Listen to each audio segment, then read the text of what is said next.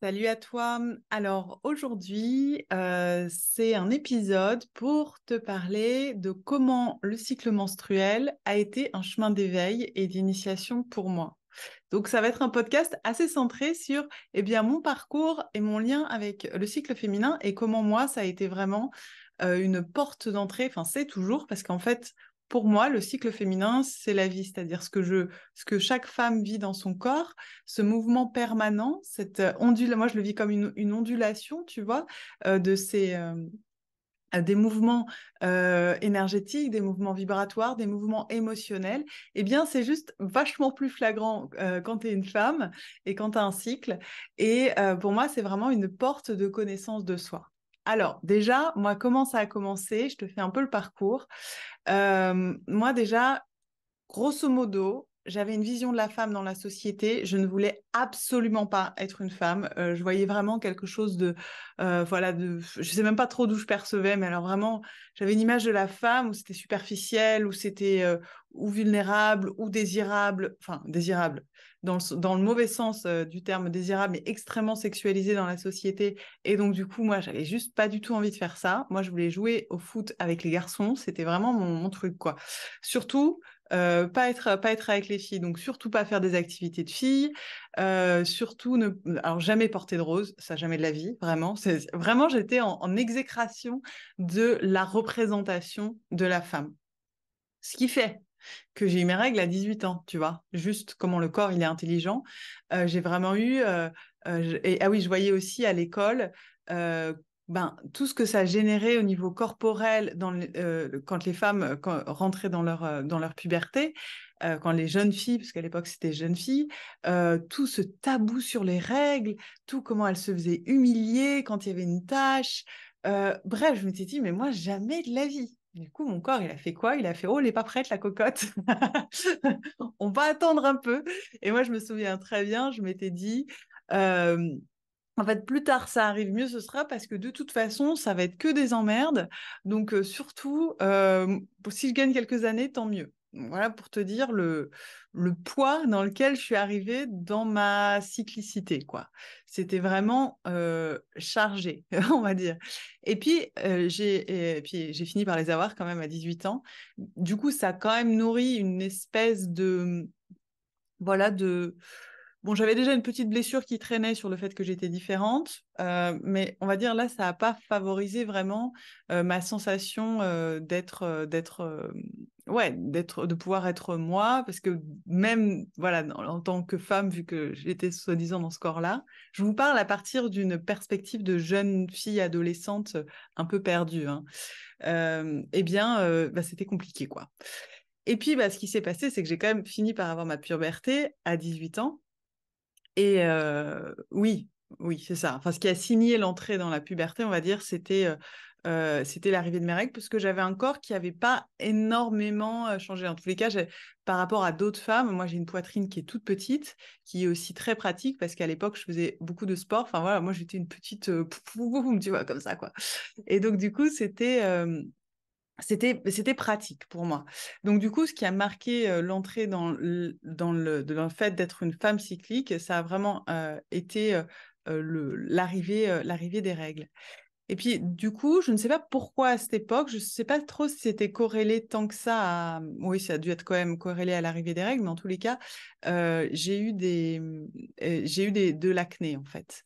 Et cette acné-là, je suis allée voir un dermatologue qui m'a dit d'aller voir une gynécologue. Oui, tu vois le lien. Moi, j'étais complètement perdue, j'habitais Paris, voilà. Et donc, du coup, je fais comme beaucoup de femmes, malheureusement. Pour un problème d'acné, j'ai commencé à prendre la pilule. C'était même pas pour une histoire de contraception. Puis après, quand j'ai commencé à avoir des relations, j'ai continué parce que c'était pratique. Mais juste pour dire, déjà, mon cycle a été très, très vite bloqué par l'arrivée de la pilule pour une histoire d'acné qui très certainement n'avait absolument rien, qui bien sûr n'avait rien à voir. C'était lié à plein d'autres choses. En tous les cas, j'ai pris la pilule très rapidement avant même de découvrir ce que c'était que ce mouvement cyclique à l'intérieur de moi. Et j'ai très vite été lissée, hein, parce que c'est ce que fait la pilule. Ça vient lisser complètement le mouvement organique des hormones, et donc du coup il n'y a plus ces mouvements intérieurs que l'on peut sentir. Voilà, tout ça pour dire, j'ai continué tranquillement ma vie sans me poser de questions. J'ai une part de moi qui, quand je m'entends parler et qui je repense à cette histoire, est quand même assez horrifiée, hein. En même temps que je te parle, là j'ai des attention, voilà, faut plus jamais faire ça, quoi. Et non, mais en fait, ce que je vois, c'est qu'il y avait une telle manque d'éducation, une telle manque de connaissances que j'étais complètement dominée par ce qu'on pouvait me dire à l'extérieur, en fait, et que j'avais pas du tout de responsabilité ou de prise de position par rapport à mon propre corps, et ce qui était quand même clairement un problème. Et c'est ce que malheureusement beaucoup de femmes, je ne suis pas du tout unique sur la question. C'est bien pour ça d'ailleurs que j'accompagne les femmes sur la reconnexion à leur cycle, parce que justement, ben, c'est un peu ce que beaucoup trop de femmes vivent. Voilà, donc bref, suite à ça, j'ai continué tout ça. Et puis, ben, assez naturellement, moi, j'avais pas de symptômes, c'est-à-dire que je pense que je prenais la pilule, mon cycle, il était réglé, voilà, faussement, parce que la pilule, c'est une fausse apparition de règles, parce qu'il n'y a pas de développement vraiment de l'endomètre. C'est à un moment donné, poum, on fait une chute d'hormones, donc voilà. Et donc, du coup, je n'avais aucun symptôme, c'est-à-dire que je ne sentais pas mes règles, c'était absolument pas un problème. J'avais un petit flux, mais c'était pas trop dérangeant. Je n'avais aucune douleur, aucun changement émotionnel. En tous les cas, je ne m'en rendais pas compte, ou je ne voulais pas les voir. Je faisais énormément de sport à l'époque, ça ne m'empêchait absolument pas de faire mes entraînements. Enfin, et même, j'avais une vision des femmes quand je les voyais. Alors, j'avais quand même j'avais de l'empathie, parce que je voyais comment c'était dur pour elles, mais de mon point de vue, je ne comprenais pas. Enfin, je comprenais pas le problème du syndrome prémenstruel. C'était pas du tout dans mon vécu, en fait. C'était vraiment pas quelque chose qui apparaissait. Et puis, j'ai eu un éclair quand même de lucidité. J'ai eu un éclair de lucidité à 27 ans où bah voilà, j'étais en plein changement de vie sur plein d'aspects, en me reconnectant beaucoup plus à un mode de vie sain, à plein de choses. Et puis, je me suis rendu compte, donc je commençais à manger super bio. Enfin voilà, j'avais fait plein de changements dans ma vie. Puis je me dis, mais tous les matins, je prends des hormones. C'est quand même pas cohérent cette affaire. C'est quand même bizarre. Et puis, je commence à me renseigner, tout ça. Et puis, dans une démarche qui, à la base, n'était absolument pas spirituelle ou quoi, mais qui était plus de l'ordre de la santé, de me dire, mais attends, finalement, c'est quoi la pilule? Alors, il se trouve qu'à ce moment-là, je m'étais séparée. Donc, non, je crois que c'était avant que je me sépare que j'avais commencé à arrêter la pilule. Bref, tout ça pour dire que c'était plus vraiment dans une histoire de retour à ma santé, en fait. Voilà, c'était pas dans une démarche de je redeviens femme, je reprends ma place, ou je sais pas trop quoi, ou voilà. Non, c'est juste, je me suis dit, c'est bizarre de manger des hormones tous les matins quand même. Et là, ce qui s'est passé derrière, ça a été très surprenant. Bah, c'est-à-dire que ça a été l'explosion, c'est-à-dire que mon corps a repris complètement des mouvements que je ne connaissais pas. Je ne connaissais pas du tout ces variations, moi. Avec des émotions par moments décuplées, d'autres moments super powerful et tout ça. Et j'ai commencé à me dire, mais mince, alors, c'est quoi ce truc en fait? Et là est venu, ben, du coup, ce que j'avais toujours rejeté, qui est, mais c'est vachement compliqué d'être une femme, mince. J'avais trouvé, sans faire trop exprès, plein de stratégies pour ne pas être ça. Pour te dire, moi, un peu la vision que j'avais des règles, alors je vais dire, là, dans ce cas, la règle, moi, maintenant, j'appelle ça lune, parce que je trouve que les règles, c'est quand même, ça ne fait pas rêver, quoi. C'était que j'étais kiné du sport avant, thérapeute manuelle, et j'étais spécialisée dans la performance et les sportifs de haut niveau. Et du coup, moi, j'avais un œil qui était très cartésien. Moi, j'étais une mécanicienne du corps humain. Et j'avais juste lu dans des études qu'effectivement, il y avait beaucoup plus de ruptures des ligaments croisés chez les skieuses quand elles étaient en période de règles. Voilà pour te dire ma connaissance sur le truc. Je m'étais dit, oui, d'accord, peut-être au niveau immunologique, machin. Bon, juste, faut faire un peu gaffe, quoi. voilà. Et c'était juste ma vision que j'avais à ce moment-là. Et puis donc, du coup, lorsque j'ai arrêté la pilule, là, j'ai eu une montée de vie déjà. Je crois que j'étais en vie, en fait. J'étais vraiment en vie. J'avais mais mon champ de perception s'est complètement ouvert. Mon champ de désir s'est complètement ouvert. Ma tonicité physique est remontée très fort. Mais alors, c'était d'une intensité. Et dans le même temps, évidemment, j'étais en plein éveil spirituel. J'étais en pleine démarche pour changer complètement ma vie, partir voyager. Bref, tout était en chamboulement, mais je me suis quand même dit, waouh, comment ça marche en fait? Parce que là, on m'a pas donné les codes en vrai. Et j'ai pas tout de suite fait le lien. Enfin, il y a eu plusieurs choses simultanées en même temps, mais la pilule a quand même vraiment été quelque chose de. Il fallait que très vite, il fallait que je me réapproprie ce corps-là. Et puis cette fougue, quoi. J'avais vraiment une fougue que je contenais en fait avant. J'ai vraiment senti quelque chose qui, pouah, ok, qui lâchait, quoi. Et j'ai eu la chance, c'est pas le cas de toutes les femmes qui arrêtent la pilule. J'ai eu la chance que je crois le mois suivant, mon corps s'est hyper bien recalé sur un cycle normal et j'ai eu l'arrivée des règles normales. J'ai senti l'ovulation. Alors voilà, ça, moi, ça a été la chance. Mon corps a super bien réagi, malgré 10 ans quand même de pilule. Mais je sais que malheureusement, bah, beaucoup de femmes, bah, ça prend du temps, hein, parce que forcément, on a pendant des années dit au corps, ne fonctionne pas au niveau hormonal de ta façon naturelle. Donc du coup, par des hormones extérieures. Ce qu'il faut aussi comprendre, je vais faire une petite aparté sur le fonctionnement physiologique du cycle, c'est-à-dire que l'hormone en général, la pilule, c'est une mini-dose d'œstrogène tout au long du cycle pour permettre qu'il n'y ait pas d'ovulation, donc c'est pour ça que c'est un moyen de contraception. Bon. La femme, juste entre parenthèses, elle est fertile, je crois que c'est 24, même pas 48 heures dans le mois. Les hommes, ils sont fertiles tout le mois. Et on se dit, bah oui, hein, comme c'est trop compliqué, c'est elle qu'ovule, on va l'empêcher d'ovuler.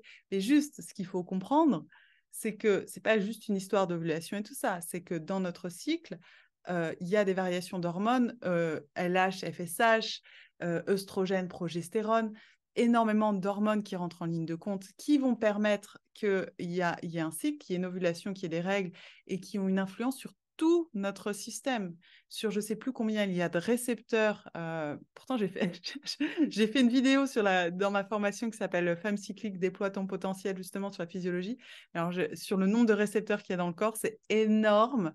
Le nombre de récepteurs qu'on a dans le corps qui sont des récepteurs à l'œstrogène et à la progestérone c'est-à-dire que c'est des hormones qui influencent toute notre physiologie et pas uniquement celle du cycle. Donc du coup, quand tu coupes un système que nous on s'est dit, bah, oestrogène, progestérone, très bien, on va leur couper le bec et on sera tranquille avec la contraception.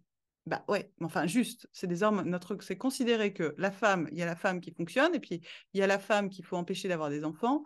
Et donc du coup, bah, on va couper l'hormone, mais peut-être qu'on ne s'est pas dit que toutes ces hormones-là, elles ont une influence sur notre système cardiaque, sur notre système digestif, enfin sur plein de composantes. D'ailleurs, les syndromes prémenstruels, hein, tous les symptômes que les femmes vont avoir avant leur règle, c'est très souvent lié à un déséquilibre hormonal, que ce soit oestrogène, hyperostrogénie ou ou trop de progestérone ou pas assez. Bref, vous avez compris, c'est une balance. Et donc, du coup, c'est complètement aberrant voilà, ce système-là est quand même complètement contre nature. Donc, moi, à 27 ans, je retrouve ma nature. Autant vous dire que c'était un peu full fire, quoi. Full fire, mais aussi avec des full fire de montée et des full fire de descente où émotionnel, je me prenais des plongées 6 pieds sous terre, où je ne comprenais rien, mais je ne comprenais rien à ce qui se passait. Et puis bah, ça nourrissait pas vraiment l'estime de moi, parce qu'il y avait des moments où j'avais super confiance et des moments où j'étais au fond du trou, je ne servais plus à rien. Dans tout ça, je suis partie voyager. Je suis partie voyager en sac à dos, enfin un sac à dos. Bon, bref, ça a été un peu variable, mais en tous les cas, je suis partie dans l'idée d'aller en Amazonie. Et enfin, l'Amazonie et les tribus, c'était mon truc, mais je n'avais aucune idée d'aller où, comment. J'ai juste atterri en Amérique du Sud et je me suis laissée guider. je vous passe les détails du voyage qui a duré 1 an, où finalement j'ai effectivement rencontré l'Amazonie et bien plus que l'Amazonie parce que ça a été mon éveil spirituel. Je ne connaissais rien aux plantes, je ne connaissais rien au chamanisme. Moi, j'étais juste, je veux, euh, je veux de la nature et je veux retourner à la source en fait. Et donc j'ai vécu en Amazonie pendant 1 an à peu près.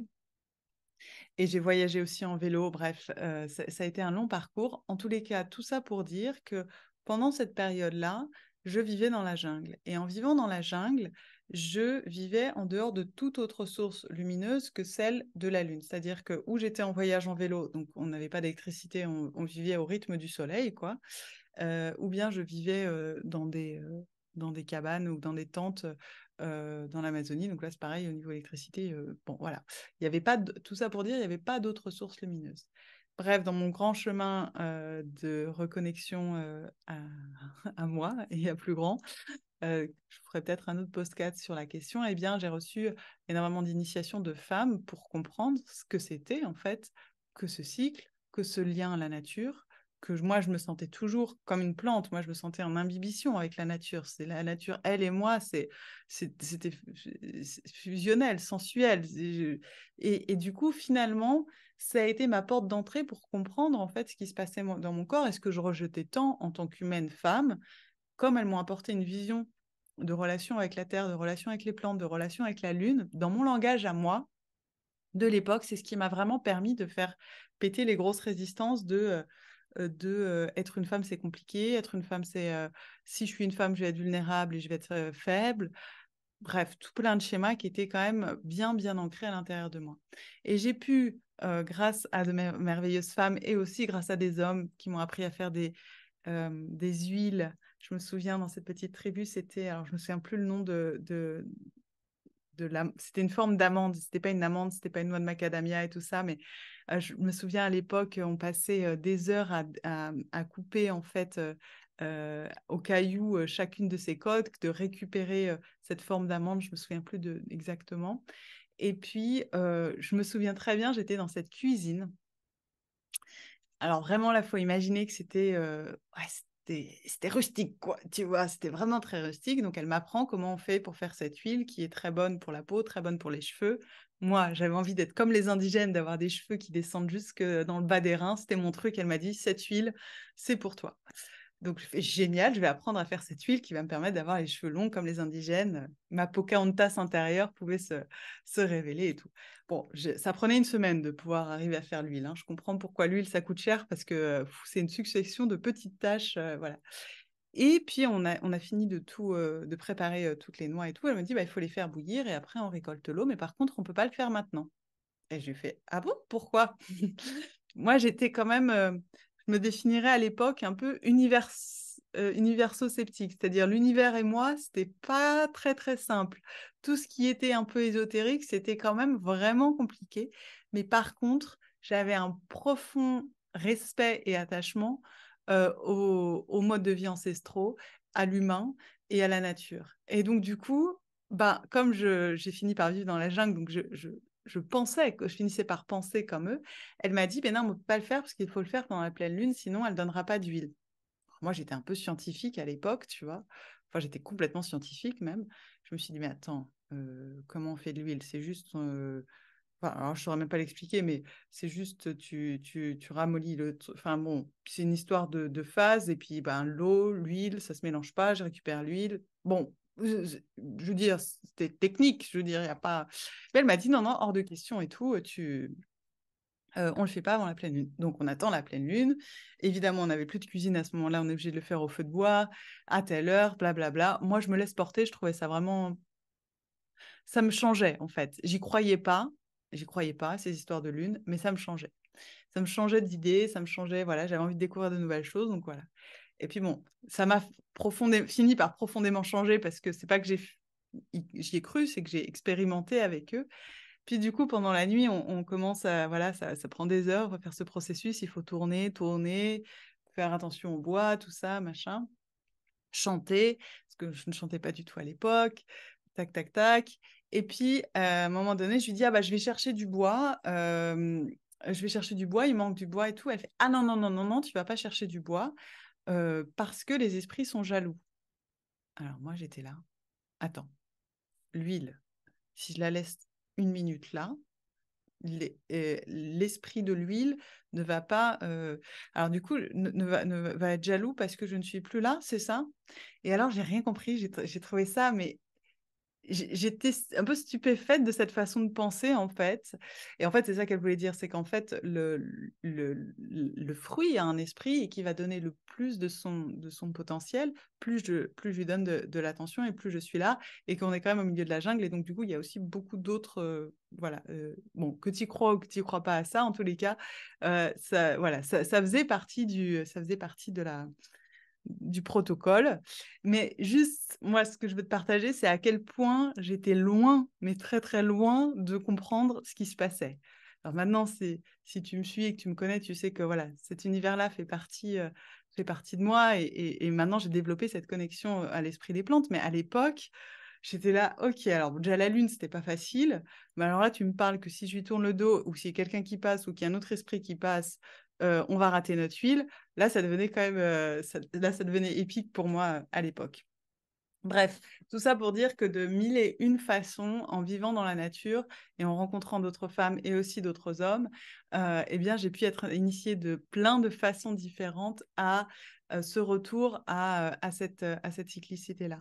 Et je crois que le truc qui m'a le plus marqué, ben, c'était de voir encore une fois, de voir que mon cycle tombait toujours, enfin mes lunes, mes règles à cette époque-là tombaient toujours en pleine lune. J'avais jamais remarqué. Et en fait, le fait que je n'ai que comme source lumineuse la lune ou le soleil, donc pas de source extérieure, ça aussi c'est quelque chose dont je parle dans la formation, c'est l'influence en fait des sources lumineuses sur notre sécrétion hormonale. Et là, j'étais dans un environnement qui était vraiment hyper pur à ce niveau-là. Et moi, j'ai commencé à observer chaque mois. Ah ouais, mais c'était, on pouvait me dire à l'heure près, l'heure de la pleine lune, mais c'était vraiment ponctuel, quoi. Et là, j'ai commencé à me dire, bon, il y a peut-être un truc, qu'est-ce qui se passe?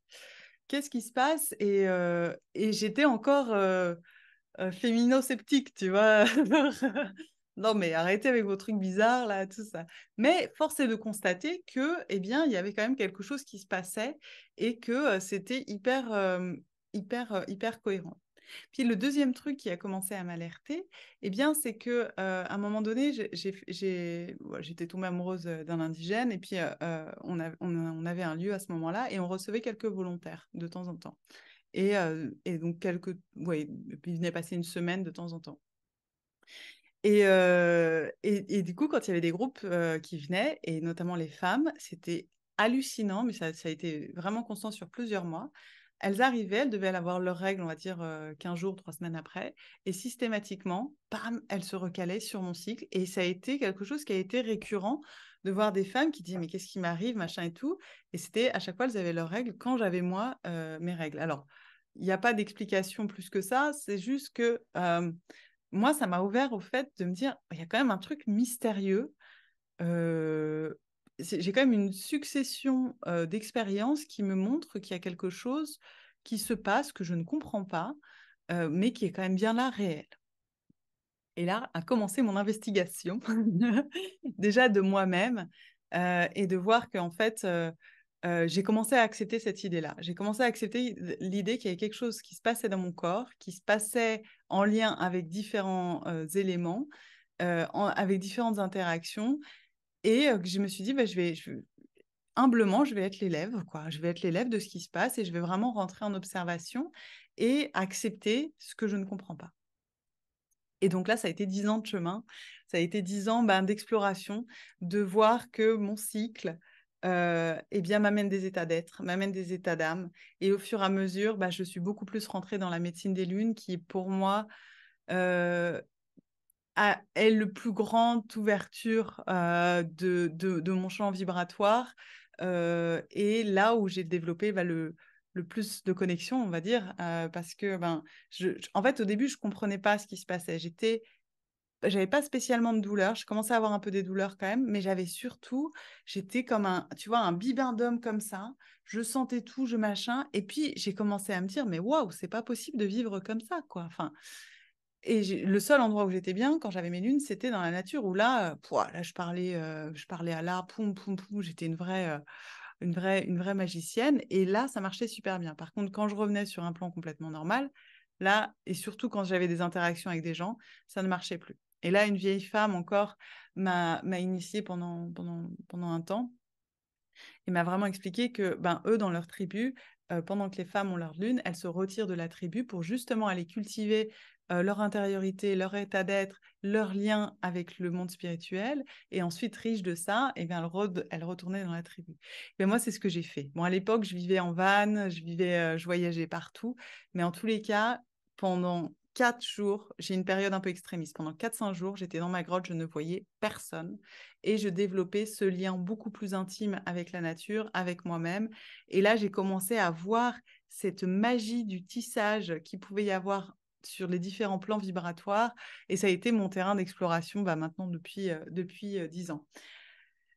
Voilà, et puis maintenant, c'est évidemment plus que les lunes, c'est chaque phase de mon cycle. Je vois vraiment qu'il y a un potentiel différent, que j'ai une énergie différente. Et en fait, le truc, c'est que moi, j'ai l'impression que, tu sais, des fois, je suis un peu comme le petit prince, d'arriver sur ma propre planète intérieure et de me dire, waouh, mais cette semaine, attends, regarde, t'es comment? Ah ouais, là, t'es super entrepreneuse, là, t'es super comme ci, là, t'as plein d'idées créatives, là, t'en as pas du tout, là, t'as énormément envie d'interaction sociale, et là, en fait, pas du tout. Et en fait, quand j'ai commencé à me dire, mais je me permets à chaque mouvement d'être dans ce mouvement-là, mais ça m'a simplifié la vie. Je me suis dit, ah mais ok, en fait, il faut juste que je sois en permanence en lien avec ça, mais je vais retrouver une liberté incroyable. Je ne tire pas de conclusion de, ah ben j'ai pas envie de voir les gens, ah ben en fait je suis quelqu'un de très sociable, ah ben en fait je suis complètement désorganisée. Non, il y a des moments où je suis méga organisée. Hein, quand je sors après mes lunes, c'est bim bam boum, faut que ça se cadre dans tous les sens, mais à d'autres moments, eh ben, il faut tout faire péter. J'ai une pensée en arborescence organique. J'aime faire des ponts. J'aime me coucher tard parce que j'ai une énergie très nocturne. Voilà. Donc, du coup, ça a vraiment, et c'est toujours pour moi une voie de liberté d'être et de reconnexion à l'être, en fait. Et voilà, j'avais vraiment aujourd'hui envie ouais, de te partager ce petit bout de parcours que j'ai eu parce que bah, moi, j'ai à cœur, en fait, que d'autres femmes reconnectent à ça. Et que aussi avec les hommes, alors là, je te raconte même pas mes relations amoureuses. Il faudra un autre épisode sur la question relations amoureuses, sexualité et cycle menstruel, désir sexuel, incompréhension avec le partenaire. Là, ça va pas être l'épisode du jour. Tu me mettras en commentaire si ça t'intéresse et je ferai un épisode sur la question.